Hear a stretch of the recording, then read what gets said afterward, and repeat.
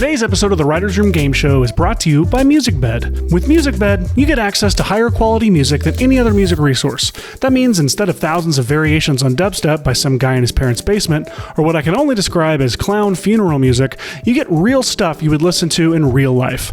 Great musicians, bands, and composers who pour their hearts into their work and wear cool hats and tight jeans. But Seth, I don't have $1 million to spend on music. I better stick with one of those other companies. Well, listen here, you big wrong person. MusicBed subscription allows you to have unlimited access to their amazing roster of artists for one monthly or yearly fee based on what kind of work you do. That's right. If you're making personal shorts or web-based ads, your fee is going to be way less than if you're making Super Bowl spots. And even if you are making Super Bowl spots, MusicBed's pricing and library are an absurdly great sight to behold. Ryan and I use it, you probably use it, and if you don't, go use coupon code GAMESHOW at checkout to receive your first month free when you purchase an annual subscription and start unlocking your film's full potential. You owe it to yourself. And us. You owe us. Go do this. But yeah, I like where this is going. We'll come back to animating lasers. We'll get back to the lasers. We always get back. Cut to the pitch. We forgot the lasers. Yeah, we just at the end credits, it turns out John Boyega can shoot lasers out of his hands. And Vin Diesel comes by and he's like, I've been recruiting people. Oh, by the way, John Boyega with lasers.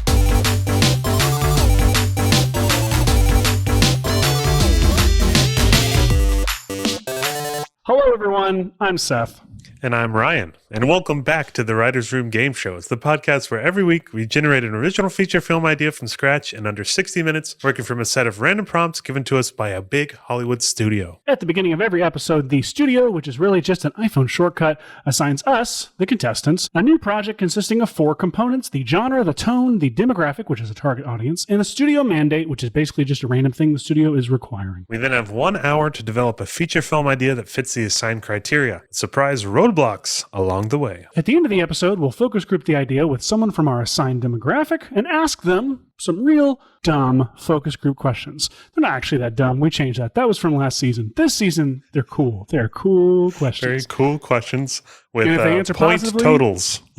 Totals. We ask them math questions. And if they get them all right, we get the perfect 40, we win. And you guys adore us and listen to our podcast and share it with many. If they answer negatively and give us a bad score, we will quit screen. Yeah, we die. We're just dead.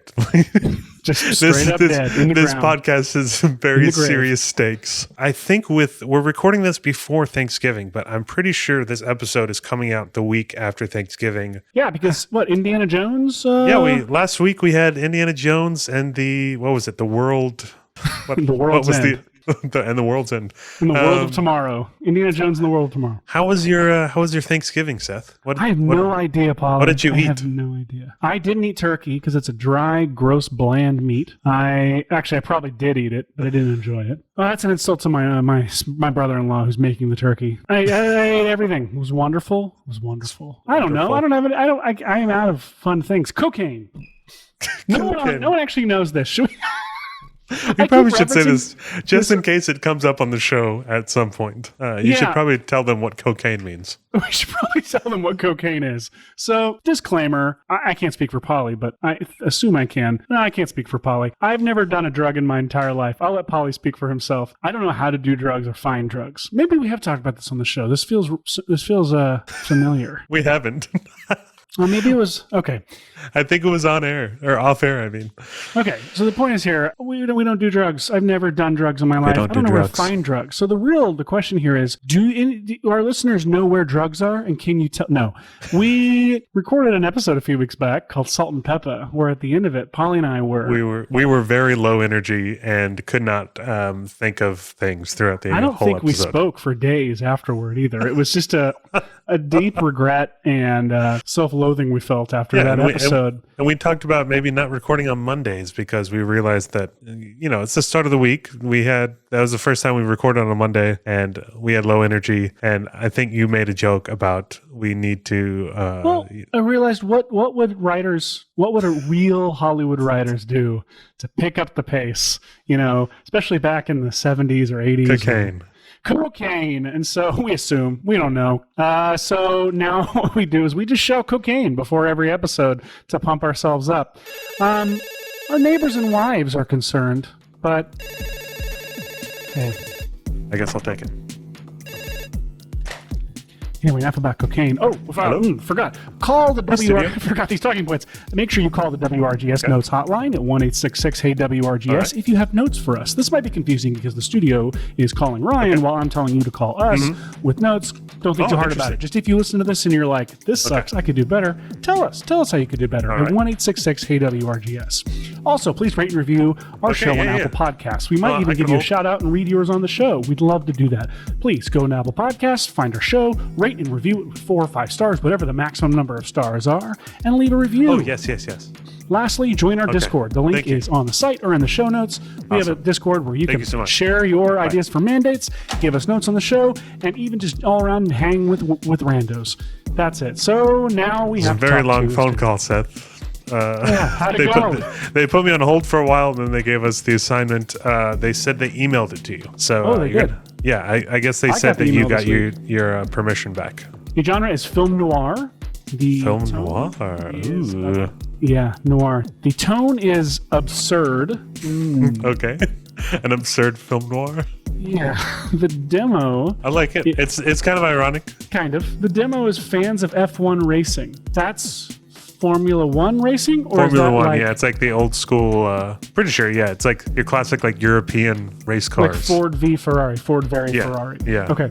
It's not like fans of racing scenes from the first Fast and Furious. So just we put these that would be FF1. So studio mandate. This is fun. The studio licensed the song on MusicBed and wants it to inspire the story we develop. Now this is fun because I believe MusicBed actually... Yes, our sponsor. Yeah, I believe they asked us to do one this episode. So we put it in a generator. Here we are. Now we got to figure out. They sent us a song a while back. Yes, our Laura, our wonderful MusicBed representative, who we love, sent me a link to a song, which I will send to you, and I guess we'll play it. I'll just go ahead and the Writers' Room game show has begun. Start our timer, and maybe we can 20-minute song. Maybe we can listen to this. It looks like there's lyrics. We'll just play the whole thing through. Looks like it's I'm going to mute myself and listen to it real quick. It's 3 minutes long, so I'm going to play it here on my soundboard. Should I listen from you or on my I think you can listen on the soundboard from my side. I guess enjoy this song from MusicBed. And if you want to use promo code GameShow on MusicBed, start your subscription. Yeah, I'm sure you heard that in the beginning. Whatever. Yeah, if not, go back and listen to the ad at the beginning and come back here. Yeah, why are you skipping ads? Don't be skipping ads. We put time and energy into these ads. Okay, let's listen to the song. It looks like it is called Boots by Audio Book Club on MusicBed. Boots by Audio Book Club! You can keep a secret while you're looking over here. I could be a five-owner. If you want to keep it, gotta give a little love. Forgot we're going to be on video listening to this.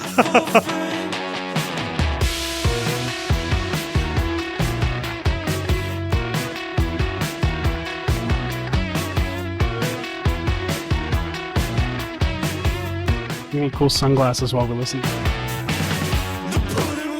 Classic film noir sound.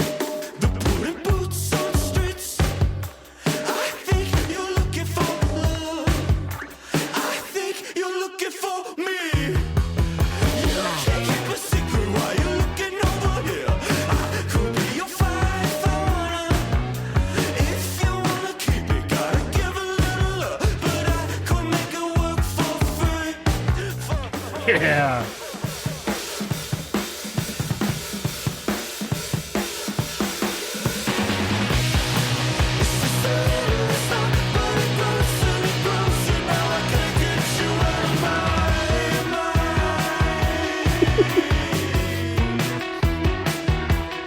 Well, you play the tight drums.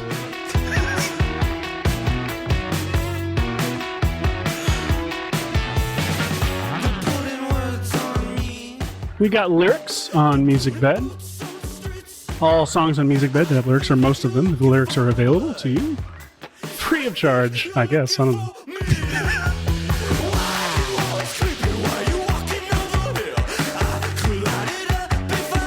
It's got that classic film noir sound. We should probably talk over it so people can't just take the song and use it, Probably. Can you still hear it? Yeah. You know what I'm saying? It's got that classic film noir sound. Classic film noir drum solos. I am relieved, though, that this pushes us in a different direction than standard noir. Like, if this had come up and it had been like some, sleazy sax with, with some, I don't know, grim piano. I ran out of instruments to think of. I'm distracted by how enjoyable the song actually is. Great song.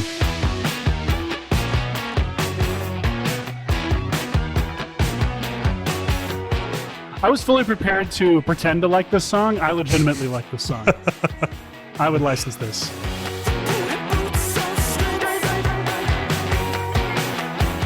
Verified, would license that. WLT, the old WLT stamp. And that is it. Thank you, Audiobook Club, for Boots. Audiobook Club for Boots. Audiobook Club is a good name. I like that, man. That was fun. That was not what I was expecting. I'm going to take my... actually, I'm going to leave them on. Whatever. I'll leave the glasses on. I have to take them off because I can't read these lyrics.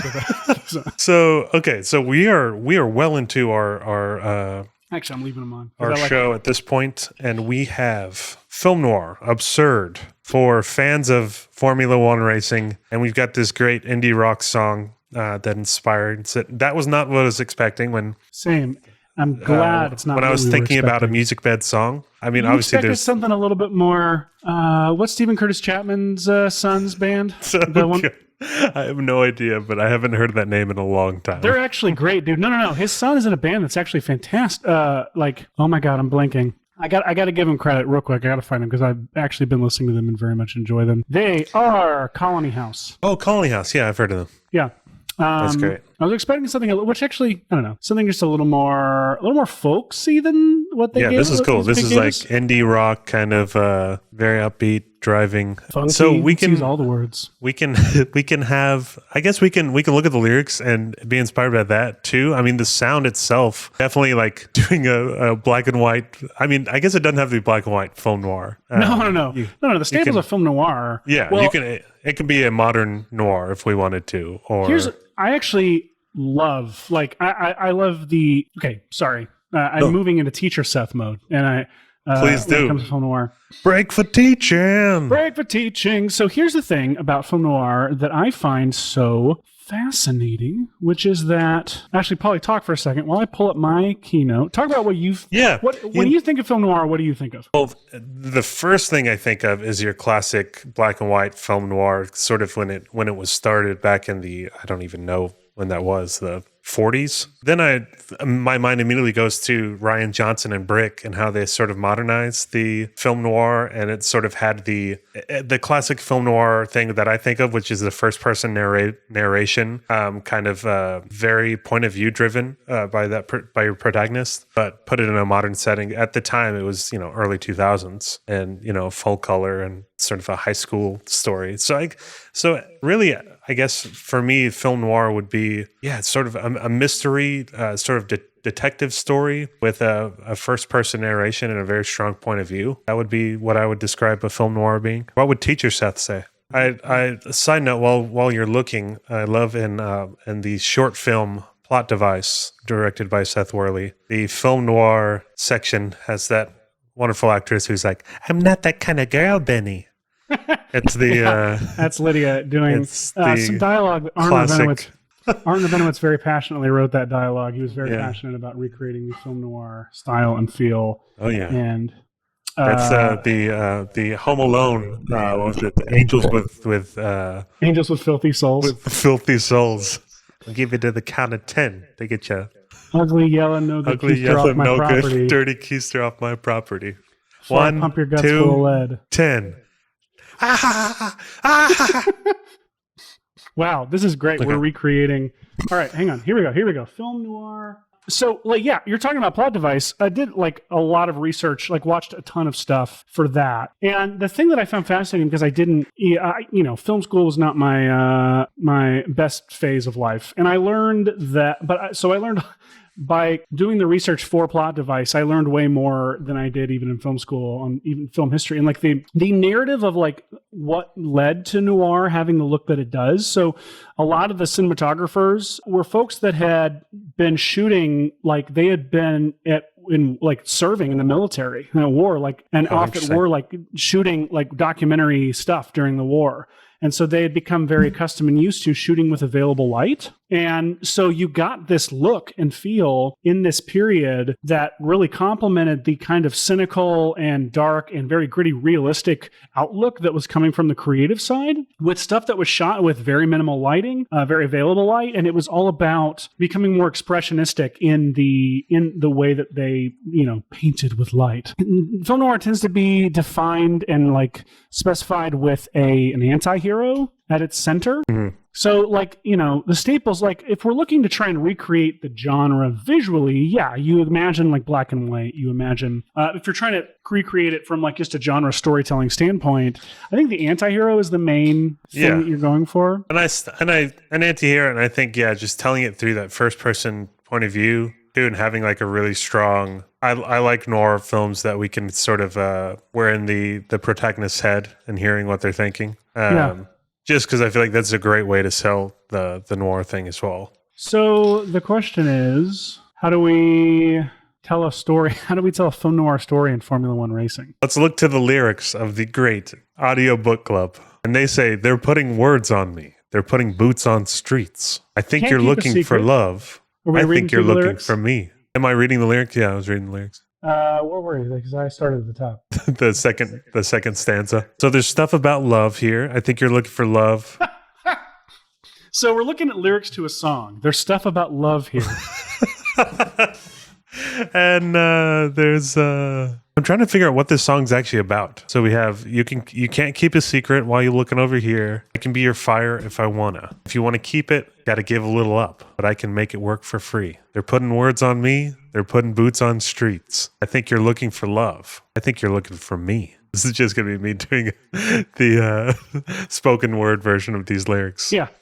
There is actually sort of a noir aspect to some of these lyrics. Can't keep a secret while you're looking over here. I can be your fire if you want to keep it. Gotta give a little up, but I can make it work for free. I don't know what this is about at all. And I'm always afraid to assume, like to interpret the song. It sounds great. Just the littlest thought, but it grows and grows until I can't get you out of my mind. There's obviously, he's talking about someone that he loves. A man or a lady that he can't get you out of my mind. I think you're looking for blood. I like that last line. Looking for blood.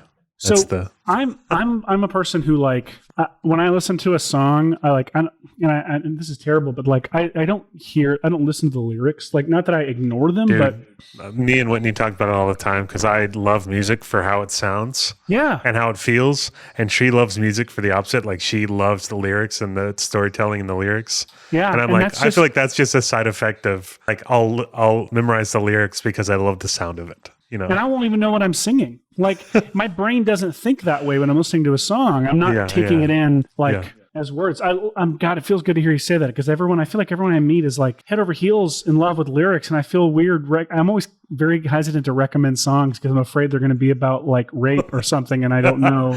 Oh no! Yeah. And I don't know why I went straight to rape, but. So to me, I hear this and it feels like I'm envisioning something like if we told a film noir story that like, I'm seeing the trailer. Yeah. And the trailer feels like and it might just be because the word boots is in this, but it feels like a sorry to bother you type trailer. Yeah. To where like definitely. the kind of thing where you're watching, you're like, what am I looking at? What is this even about? Yeah. This just has an overall energy to it. Yeah. And kind of visual insanity to it, to where I can't pin down the genre. Mm-hmm. Definitely.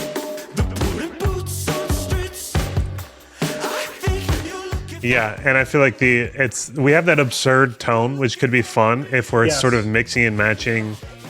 We have this sort of first-person narration with this almost unreliable narrator, who's this anti-hero. I'm just talking through ideas here. That absurd tone with the racing thing, maybe it could be, maybe instead of us going hard into Formula One racing, we can take that target audience who obviously loves fast cars and sort of, the thrill of that. And we can just say, hey, let's just take that and do some sort of car chase, play up a lot of car chasing in this. Like not necessarily having to root it in Formula One racing, but just having... Interesting. So you're talking like a Fast and Furious approach. Like sort a of Fast 5 approach. Yeah, because if it's and maybe there's a similar to Logan Lucky, we can have a big set piece revolve around a Formula One racing like race or something like that, where it could be rooted in that they can get what they want, but also we can have some fun sort of car chase kind of action. Because to me, Noir, it's like we can totally make a really fun sort of weird, like big blockbuster noir movie, as long as we're rooted in sort of the crime. Well, I mean, again, I don't know if it's necessarily crime. It's like it tends to be like defined. It's like here we go. The central figure may be a private investigator or a plainclothes policeman or an aging boxer or a hapless grifter, law-abiding citizen lured into a life of crime. I guess it is crime. You're right. It's crime. I was like, I'm trying to think of a noir movie that it doesn't have crime in it. You're right. The idea that it's like, I feel like that feels like an oversimplification of to say that it's only crime, but I guess it is. It's just essentially about a darker story, a darker world with a central character or really more a central voice the film has that is overtly cynical or like. So when I say cynical, it doesn't mean it has to be bleak. Yeah. But it has to have a very practical viewpoint, and the main character has to be, ideally very broken. So I do like the idea of, here's, okay, going off of what you were talking about doing like a Fast 5 approach to Formula One, where it's like it's not in the Formula One world, but perhaps a character is linked to it, or the characters are linked to the Formula One world, but the world we're telling it is actually the world of crime. What if it's, it's just been done before, but like a getaway driver who was a Formula One racer, and maybe it's somebody, maybe we're telling like a story where the lead character is somebody who was dishonorably discharged from Formula One racing, because we all know it works like the military. Someone who was like a guy who was like famous, like some like famous like racer, and straight up, I had to put my glasses on because I couldn't read the. I know. I just realized I'm like, everything's so yellow. I had these yellow glasses on We're the whole so time. cool. We'd be so cool in a band. Why is everything so yellow? But yeah, I mean, like totally. Yeah. And I keep going back to like the lyric. Like I feel like is inspired by the song too. Like I feel like I can get inspired by the sound of the song and sort of do something that's sort of like fun, sort of that driving, sort of aggressive like rock sound. But taking something from the lyrics and incorporating that into like our story. Like there's stuff about not being able to keep a secret. So what if it's this person involved in crime? Maybe there's a cop aspect. This person gets arrested or something, and they tell what is it, like they snitch on their heist gang or whatever. Oh, never snitch on your heist gang. Not keeping a secret. And it's sort of like this: the cops don't like him, the heist gang doesn't like him because he snitched, and we sort of have this anti-hero sort of trapped between both worlds. I like someone who doesn't fit in either world. Because like what I was going to pitch you was the idea of a guy who was like a very successful racer. That feels like that's not the right term. Feels like I'm like race cars, vroom vroom, but like very popular racer who no longer races. The public doesn't know why, but the actual reason is because it was discovered that he only drives drunk. That he interesting, like to where he has to be. It's a little like Drunken Master meets Flight meets Baby Driver, but the idea of like a guy who literally is like an amazing driver, but only when he's drunk. And it was found out, this secret of his was found out, and he was kicked out of the race and leagues. And in the heist world, they're able to turn the other direction. But the idea of like, this is a guy who clearly is barreling toward a very grim end with this kind of, system. Anyway, that was a random idea I had. I kind of like that a lot, because it also, you said Drunken Master. There's this element of, right. That's the Jackie Chan one, right?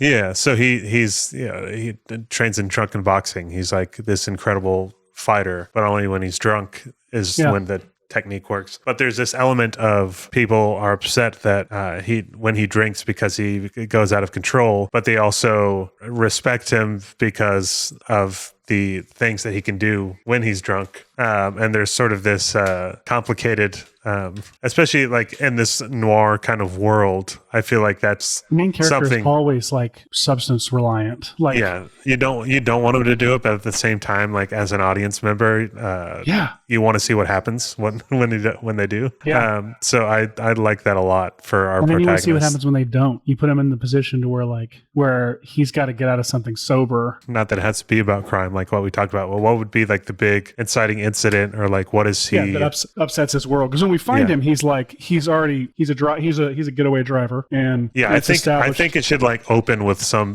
big Formula One race that like he like is. There's a huge wreck or something, like almost like a flashback. There's like a huge wreck, and they find out he's drunk, and just like really quick sort of cut like Or exposition what if he wins? dump. What if the opening is like this victorious, awesome? That's right, because he's amazing when he's drunk And it's driving. this victory, and then you cut to like someone's like, "Hey," like snap, and he snaps out of like that memory, and he's a getaway driver, and so we have this disconnect. We have to like we get to make the audience wait for to establish like how he got from there to here, and but when we find him, he's already a getaway driver, but he's no longer a racer, and we don't know why, and he's drunk whenever he's driving. Like that's established immediately too. So the question you're asking is now like what upsets this system he's got, like this normal that is terrible that he obviously needs to grow out of and grow from. What upsets that? Is it that it's one last job? Is it like somebody walks into the detective's office asking for help, and it's like this, you know what I mean? Yeah, the light coming through the blinds and all that. So it would be a job, I guess. So like, I like the idea of a film noir about a getaway driver. I'm trying to think if there's been one, like, because that's mainly Drive. a race thing. Drive, yeah, Drive is obviously Like a Duh. neo-noir. Jesus, It's like the first one I thought of. There's Of also, course. well, Thief isn't a good getaway driver. That'd be more of a, but that's very heavy noir as well. Michael Mann movie. I need to wrap my head around what the difference is between Formula One and everything else. Well, Formula One is just like it's like an international. It's your Indy car. It's like NASCAR is obviously that type of car. This is like IndyCar racing where it's like really long. I mean, think of like Ford v Ferrari. It's like that. It's that kind of thing. Well, I see that 100%, but I'm like, what is it now? Like, how is it different now? There's still Then- Indy cars. There's it's No, I know. I guess I'm trying to understand what's different about it from NASCAR besides the general setting and audience. Well, NASCAR is in a circle. Formula One, it's like much longer courses and Yep, you're right. and it's also it's like this is so funny because neither of us, I know there's a really popular F1 like Formula One like docu-series that a lot of people have been getting into lately on Netflix or something, but I'm actually getting a fax with our wild card. We have 20 minutes left in our pitch. Let me grab this fax. Is it coming through on your side? It is. Very interesting. Interesting indeed. Our wild card comes from Discord user John Z. Fisher. Johns Fisher. I don't know if that's full name. Jean Fichet. Johns Fisher. Which is the name of our IndyCar racer. Jean Fichet. Studio. That sounds like sounds like a NASCAR driver who gave himself a French name, like Jean Fichet. It's John Fisher. The studio has hired a visual effects expert who stipulated in their contract. Oh boy, I remember this one. They stipulated in their contract they get to animate lasers coming out of someone's hands at least once a month, and your story has been chosen to take the hit this month. It's a very strange contractual agreement this VFX soup made, and strange amount of power this VFX soup has over the studio. But Animating lasers out of someone's hands. this must be John Knoll or somebody with some real pull, because So they I guess claim they we do have an absurd tone, so we can just fit that in there. animate lasers coming out of someone's hands. You don't the thing is, you don't have hallucinations when you're drunk, right? Like, Well, I've gotten drunk enough to know you don't get Maybe Jean hallucinations. Fichet does. Jean Fichet. No, I feel like for some reason I was thinking of what's his name? Finn from Star Wars. John Boyega. John Boyega. For think some of him reason, in the lead? I thought of him as the lead. He's like, I love that idea. he's like younger, but I feel like it would like if he's young and he's already like super alcoholic and That's great. I like love that. I just and I think he's great in dramatic roles. And he got gypped by Star Wars. So let's do it. I love it. Yeah, exactly. Let's give him the lead role he deserves. Yeah, I like where this is going. We'll come back to animating lasers. We'll But get yeah, back to the lasers. We always get back. Cut to the pitch. We forgot the lasers. yeah, we just at the end credits, it actually turns out John Boyega can shoot lasers out of his hands. And Vin Diesel comes by and he's like, I've been recruiting people. Oh, by the way, John Boyega with lasers. So, But yeah, John, I like opening on John. Is he French? John, but spelled Jean. Well, that's John. John is spelled with a J, but are you saying John is still how it's spelled? Well, John Boyega's name in the movie is Jean. Yeah, but it's like Jean. It's French. Yeah. All right. But its name is Jean Boyega, though. His character name. Jean Boyega. Jean Boyega. Oh my God. I'm sorry to all French people out there. But yeah, opening on a big F1 race, maybe in Brazil, he wins big, wakes up from his, daydream. Yeah. And he's waiting for, this heist crew to come out so he can What if take he's him. asleep? What if he's passed out? Oh, yeah, because he's drunk. So he's just like, passed out drunk. And you got like one person who's never ridden with this guy and two people who have. Like the two people in the back are like, they're cool. But one guy's freaking out. Like, why is he drunk? That's how we explain to the audience what's going on. Totally. And anyways, he finishes a routine, getaway. It goes swimmingly. And pukes. This is just like the opening of Drive. But then, but then he pukes. Yeah, he pukes right after. It's the opening of Baby Driver too. Like any getaway driver movie, you got to open with a killer chase and getaway, and it's awesome. And then you punctuate it with just a hurl, gets out of the car and throws up in the car. Yeah, that's what has to happen. He throws up just all over the dash everywhere. And then it cuts to next morning, him just cleaning it up with oh my God. Finishes and barfs.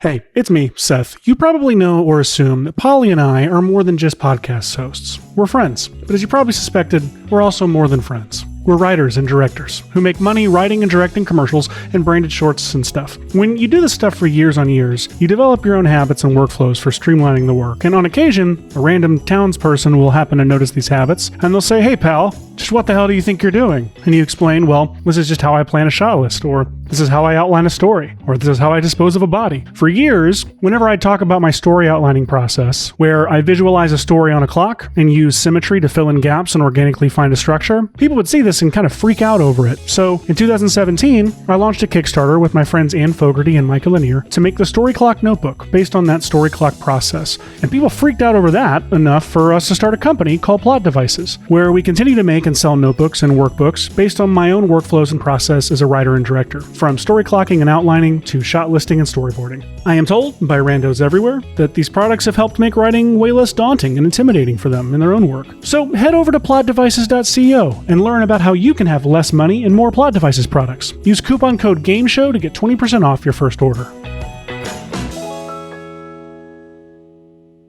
Okay, so we got absurd, and now we follow him home. Right? We follow probably him to his diner. Definitely, and we should probably see some trophies and sort of photos, and then we can sort of get the first-person narration of him. Sort of. It's a storage unit, right? He lives in a storage unit that has all the stuff in it. That's good. That's good. That's really interesting. That's awesome. Because it would be really fun if he has it's like his living storage unit, and then the next two are his cars in different garages. And he's got and he sleeps in one of the cars. Yeah, and he's got multiple cars. So and we can sort of get some exposition in that. Not multiple cars, one car. Because then it's Fast and Furious. That one car is the car he's got to use in the third act. Oh, yeah. Did you see the new James Bond? Yeah.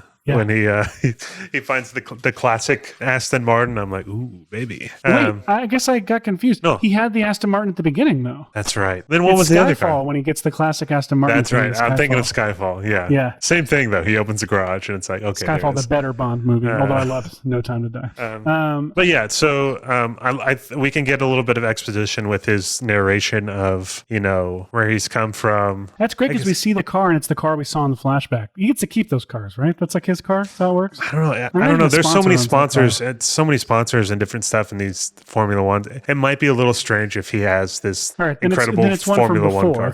It's his father's or one he grew up with or one. Yeah, I think it needs to be like a civilian car that he just has souped up and stuff. A Honda Civic. Great. Oh, like a muscle car or something, and then we can have some exposition there. It could be these guys. They go to like a diner, or they go to some bar like that they tend to frequent. Like part of me wonders, like, can he have a McDonald's or something he goes to? If he's an alcoholic, it's got to be a bar. That's true. I'm just trying to think of something that's just less conventional. Okay, we are getting into the weeds here. We got to figure out what this inciting incident is, though. Yes, which I think we were doing. I'm sorry. No, it's okay. I'm also looking at these lyrics still, and I'm like, this is a song about a love, some sort of lover or loved one. They're continuing going back to maybe not.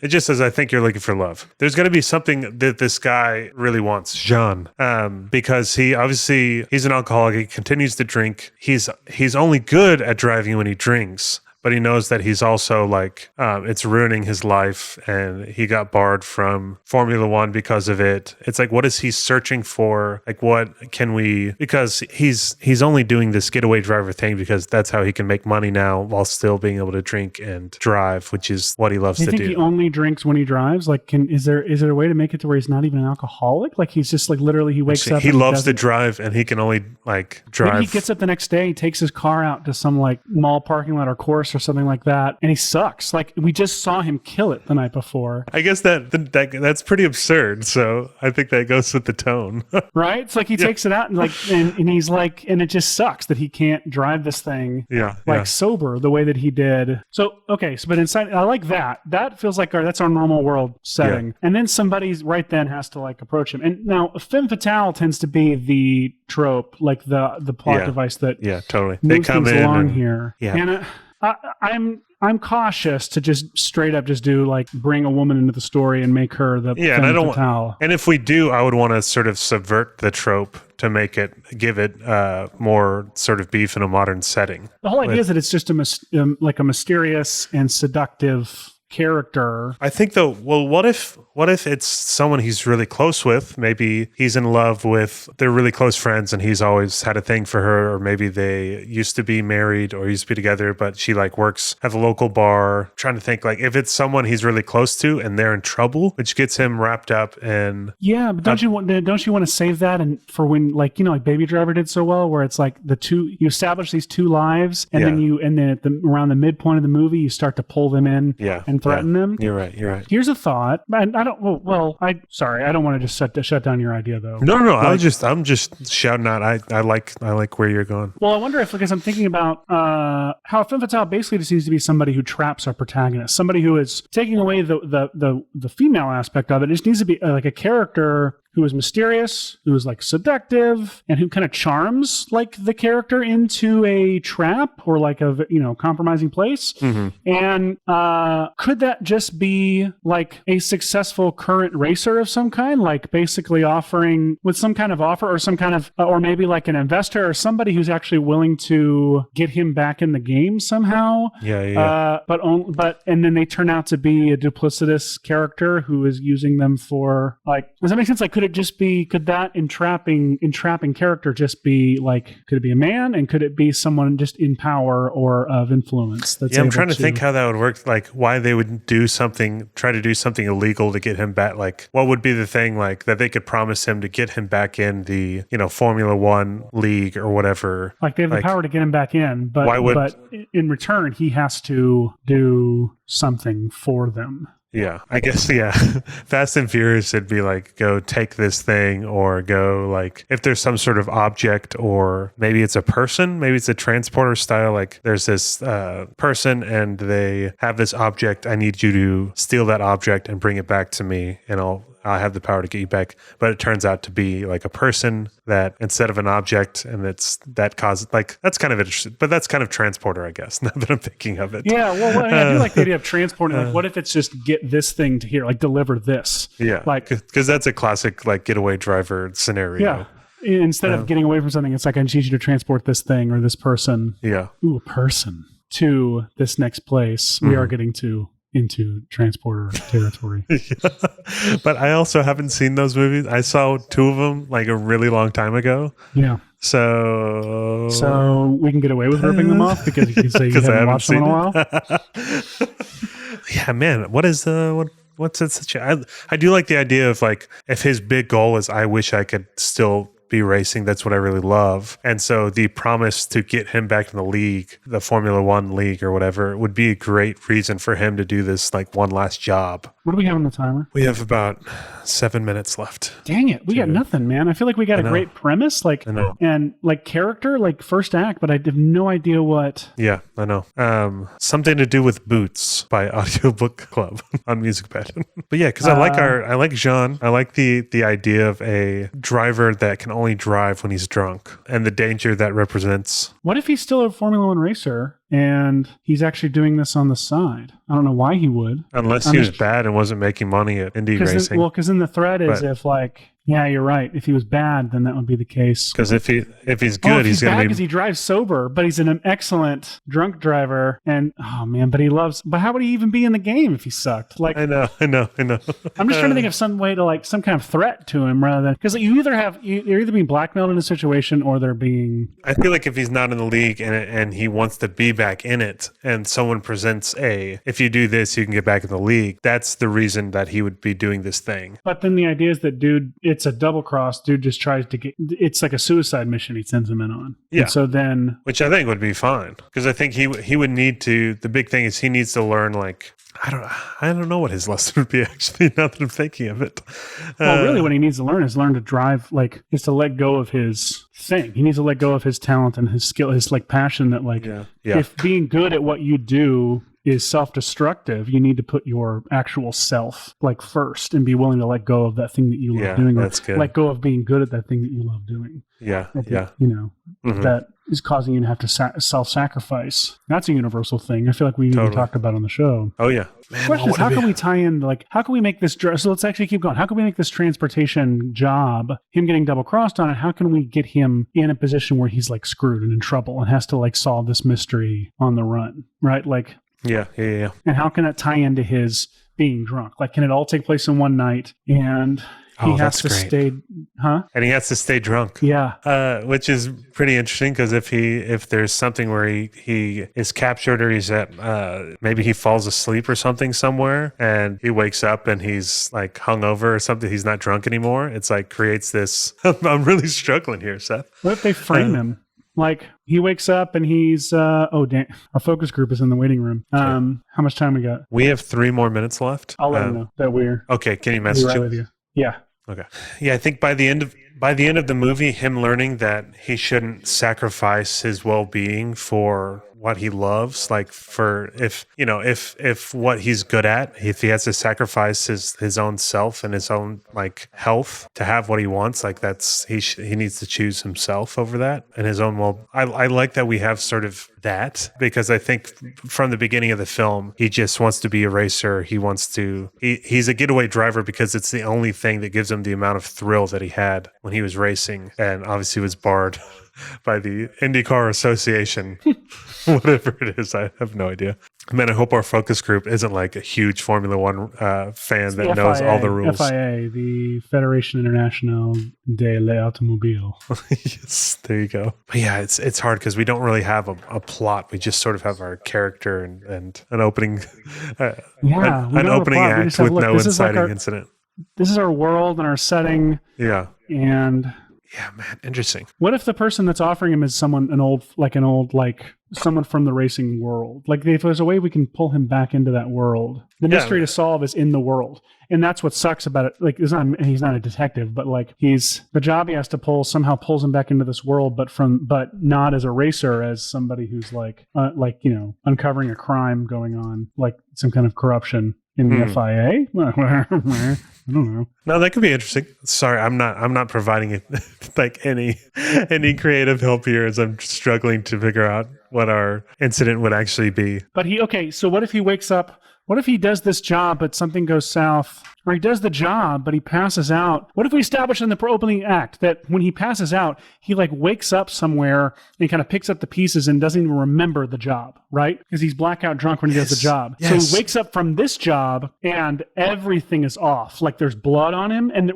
there's a total disconnect between the job we saw him do at the top of the second act and and the aftermath that we find him waking up in. That's it. Yes. And then the whole thing is trying to solve the mystery of like what figuring happened. out. And it's like the noir thing is him. We're in his head as he tries to figure out and recount, like go back and figure out what happened that night and how do I get myself out of this. So it's essential when we're pitching that we set up that he passes out in that first act. Yeah. And wakes up, but it all connects to what we saw before. Love that. Right. Love that. Time to pitch your movie. The other thing I was going to say real quick is the laser eyes. Like, I think that he has glimpses. So he has glimpses in the flashback. I'll just say, I know our timer right now, but I'm thinking he has glimpses in the flashback, like images that are scattered that he does. Like in the flashback, in like his memories of the night before. That are scattered, and one of them is someone with laser hands, and that's just an image we have to figure out how to, like, we'll say, like, as an example, these things make no sense, like a guy shooting lasers out of his hands. We don't have any idea what context that is. Okay I'll set up the story. I'll give the assignment, set up the story, and then right after he wakes up from the flashback, I'm going to pass it to you to talk about that stuff. Okay, so after the opening flashback. Yeah. Great. Okay, you want to let him in? Here we go.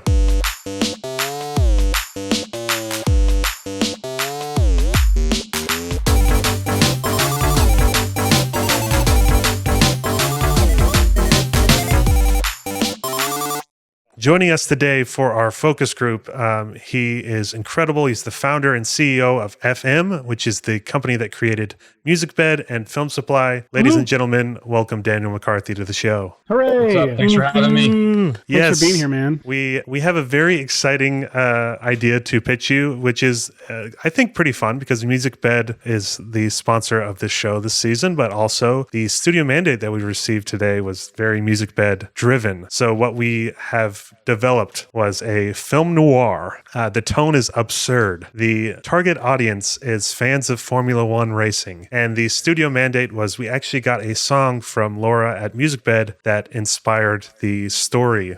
We attempted to use it as inspiration to the story. And that song... The mandate was that the selected song would inspire the story that we developed. That song... Every time you get close to talking about it, you laugh, which makes me feel like you don't believe in it.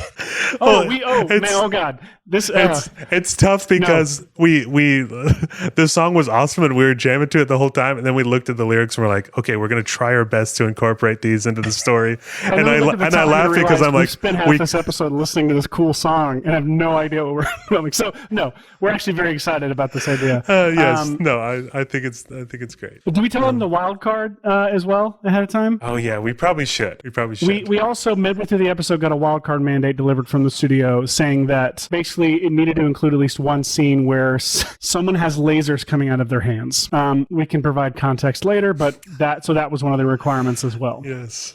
So with that, we are very excited to tell you about this movie. Paul, kick us off. Okay, so our movie is yet to be titled. We'll see if me and Seth can think of a title to our movie by the end of this pitch. But our movie centers around Jean Fichet, which is his actual last name. And he is what seems to be a Formula One racer. We start at a big Formula One race in Brazil, and we're kind of in this big action set piece. So you got the big chase. Think about the introduction of something like Ford versus Ferrari, where we're just in the race immediately. Tensions are running high, and we see Jean. He's sort of in the car. He almost looks like he's a little drunk, a little out of it, but he's leading the race. And every turn he's taking sharp turns. He's this incredible driver. And right as he's about to cross the finish line to win this race, he wakes up and he's in a car in He modern wakes up and he's in day. a car that is not a Formula One racing car. He's in like this kind of clunker of a car in like downtown LA at night. And he's got these guys in Halloween masks who are like knocking on the door to get him on the car window to let him in. They're carrying these like bags of money and they've got guns. This guy's a getaway driver, but he was asleep. And he wakes up and he is not very much there. And so these three guys, the Halloween masks, they get in the car. Guys in the back, and the guy in the front seat is like, dude, are you drunk? Like I think this guy's drunk. And the guys in the back are like, clearly have worked with this guy before, so they're like, just buckle up and let him do his work. And so Jean, who's sitting in the driver's seat, kicks the car into drive and proceeds to give us like one of the most badass opening car chase getaways we've seen since, we're thinking like, Baby Driver, Drive, all these movies open with like really awesome getaway car chases. But in this one, the main character is completely drunk, and the dude in the passenger seat is like freaking the hell out. Guys in the back are used to it, and we get this awesome car chase that leads up to like success. They get away, hide the car in a parking garage, and Jean immediately punctuates the scene by vomiting all over the dashboard and passing out. Just disgusting amount of barf all over this car. It's just, it's like, how in the world did we just end a car chase with that? And so then he wakes up the next morning and somehow he got from that car home. And we get a little like montage, a little sequence to show kind of like his day to day. Like he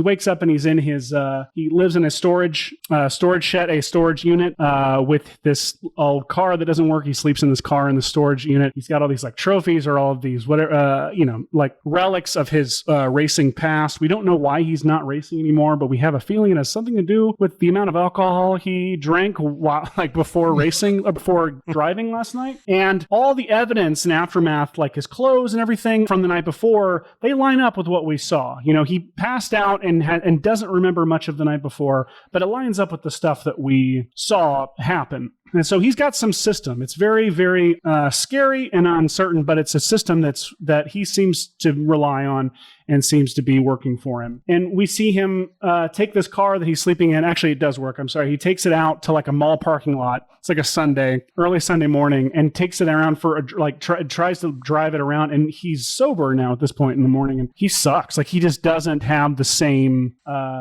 goods that he exhibited the night before. And this is where we kind of established that this guy is an amazing driver, but only when he's drunk. And so which is a problem, obviously, because obviously it's a problem no one wants to have. It's a danger to himself and others around him, but it's the only way that he can feel truly alive and feel truly in control of his vehicle. So like our goal here is then we've established this where he is. We have this question of like, why isn't he racing anymore? What happened to get him to here? And our whole story is punctuated by a sort of first-person narration of Jean as he goes about his life in classic noir fashion. We're getting these sort of poetic first-person thoughts as he goes about all this, just to frame up the tone here. And so he gets approached by somebody from. This is where it gets a little. Still a little undercooked here, but the general idea of our plot, or setup for our plot, is that he's approached by someone from the racing world, from his past, who actually has a getaway job for him. That's actually his like, and he's not offering money in reward. He's actually offering like a way back into racing. Okay, I like it. And so to take that, because Jean's big goal is like in life is to get back to Formula One. Like that's where he feels like the most home. That's his love, is racing. And the getaway driver thing is basically just, since he can't race anymore, it's like the only way that he can feel that thrill and feel like he did when he was racing. And we will come to learn he can't race anymore because he got caught. He never wrecked his car, he never did anything, but he got caught with the fact, like it got found out and outed that he is driving drunk at all times whenever he's driving. And so he was kicked out, banished, what have you. So he does this job and it goes fine. But when he wakes up the next morning, nothing about where he's waking up and what he's waking up in lines up with what we saw the night before. It's a completely different experience than what we saw at the beginning of the movie. He wakes up and he's got blood all over his clothes, and we never saw any situation like that. He's in a totally random place, and the cops are banging on the door. And so from here going forward, he now has to unwrap this mystery of like what happened the night before. Was he set up? Who set him up? And he ends up, our idea is we want to unravel, we want this to kind of actually expand out into the world of Formula One to where like it's, leaves the crime seedy world where he's been living and actually like have this thing reach out into his old like world and old past. And the idea is to get him, our intention is for this character's transformation is for him to realize that like he may want to get back into racing, but what he needs is to let go of this need to be good at the thing he's passionate about, because it's requiring a level of self-destruction that no one should inflict on themselves. And so by the end of the movie, we really want him to learn that lesson and basically leave racing behind to choose basically like bettering himself and being a better person to the people he loves and the people around him, but giving up his life of racing, his life of crime, all that. Well, that's what we want him to be willing to do, is let go of that need to be good at it and be willing to let go of racing altogether, and so that we can then unlock that and allow him to deserve to actually, we want to see him actually drive well sober at the end and get that, whether he's a racer or not, but get a version of that that's healthy and grounded in the end. And throughout, I would say too, we don't have a lot of that middle and end figured out, like plot wise, how that would happen, but we want sort of the seedy crime underworld and his Formula One racing past to sort of merge by the midpoint, and we're seeing almost like some dirty officials there in the what was the Formula One racing league? I forget what it's called. The FIA, isn't it? Yeah, tried to do as much research as possible, and the little time minutes. we had. Yeah, 60 minutes. Yeah. But yeah, those two would sort of merge. We're experts now. And then they're also, as he in classic Noir fashion, he's sort of trying to remember back to these moments that he was drunk. Once he wakes up, fragments of memories from the night before he sort that of don't has make sense. Fragments of these memories, trying to put together what happened and the people involved. And he's seeing random stuff, like let's just, as an example, someone shooting lasers out of their hands. Naturally, obviously. Oh yeah, that's great. Yeah. Stuff like that. That's where we've landed. That's kind of what we've got. And the big things are our character goals of getting him to a place to where he's not drinking anymore, to have the thing that he wants, and where he's not on the run from the law anymore. So that is our untitled Formula One Drunken Master film. It's called Boots. And inspired by the song by Audiobook Club. By Audiobook Club. Yep. Which I've never heard that song in my life. It's actually an awesome song. I'm actually going to hear it. I'm going to play it right now off Music Bed. Boots by Audiobook Club. We'll just give you a little let's do a excerpt little bit of it. You can keep a secret while you're looking over here. I could So imagine our trailer to this song. Yeah, good trailer song. gotta give a little love, but I could make it work for free.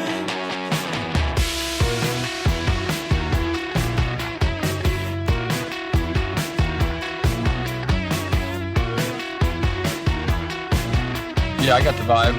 Yeah.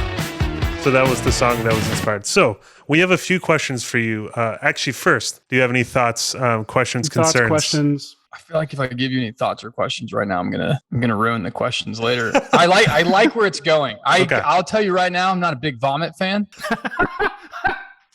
But I feel like for a 90-minute film, we can shoot around the vomit. It'd be fun. Valid feedback. Yes. Completely I love valid. that. Our next target audience will be not fans of vomit. Or fans of vomit. Which I think is most people. Here we got 4 questions for you. So these questions are, we want you to rank them 1 to 10. Our first question is, would you see this movie? 1 to 10. 10 being yes. Yeah, 10 being you would. Wait, how likely are you to see how this likely movie? are you to see it? Yeah, I mean, to me, yeah. I would say 10 just because I'm into all the things you're talking about. So crime, you love crime. I like crime.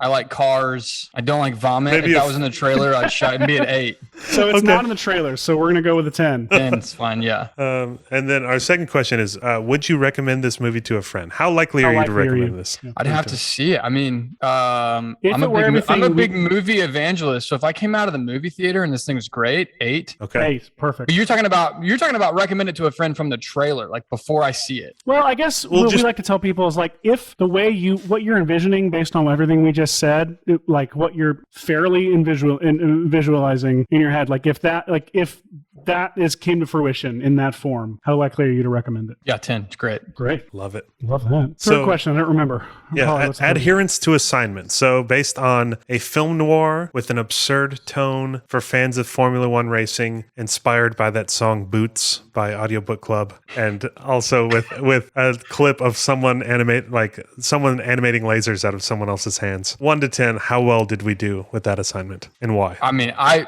feel like I feel like you nailed it. 10. Holy shit, wow. dude. Wow. I'm sorry. I feel like I'm being too easy. I'm usually pretty critical. No. We will take it, Daniel. Great. We will take it. And then our fourth question is just overall idea. How well did we do crafting this overall idea? 1 to 10. You did it in 60 minutes? Yeah, man. Yeah. Well, it was 50 technically. But. This gets me inspired, man. Creatives are creative. I like this. Here, my thought on it is absurd, but also the overall storyline to me is very it's actually really common, right? Like if we look at the people that are the most elite in their craft, sometimes it's the thing that they're the most elite at that's the one that drives them over the edge. Mm-hmm. Yeah. It's kind of like the fall of the hero. I mean, Hamilton from the Rangers, right? He's like the best, like one of the best baseball players, can't keep his crap together because it's Alexander like this. Hamilton from the Rangers. Yeah. It's like this, you know what? I'm sorry. No. Yeah, That's what I'm saying. I totally. feel like it's got like really good, the thing he was best at is what like drove him to the point of like hurting himself. Yeah. Now he has to like make this decision to be the best at the thing he's best at or choose his life. Totally. So I think it's got legs. I like it. I love it. So that is wonderful news. So where would you put it on a 1 to 10 overall idea? I mean, right now, right this second, I'm gonna just go 8.5 because I don't want to be the guy that gives you a 10. I'll go 10. It's great. It's 10. Whoa! This is our first perfect 40. The perfect 40. Daniel McCarthy has given us the first perfect 40. You are a hero on the Writers Room Game Show, Daniel. Thank you.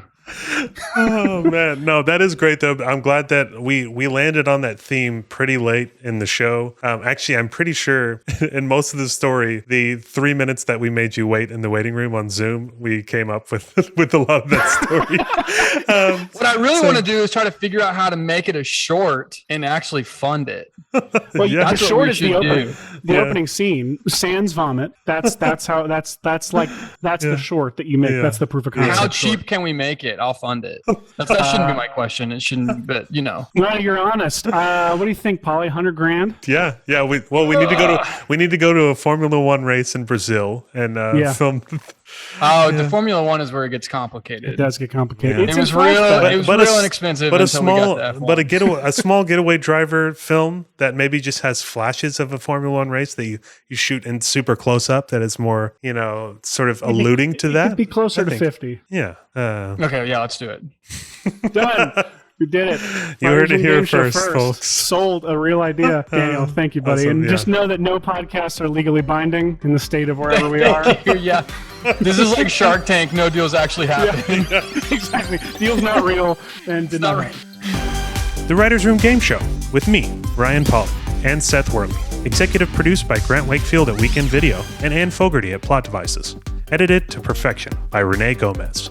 Our art is by your buddy, Meg Lewis, and our face-melting music is by Ben Worley. The Writers Room Game Show is a Weekend Video production in association with Plot Devices. Learn more about Weekend Video at weekend.video and check out writersroomgame.show to listen to all of our episodes and suggest your own prompts for future shows. And don't forget to rate and review our show on Apple Podcasts. It really helps our show out a lot. See you in the next one.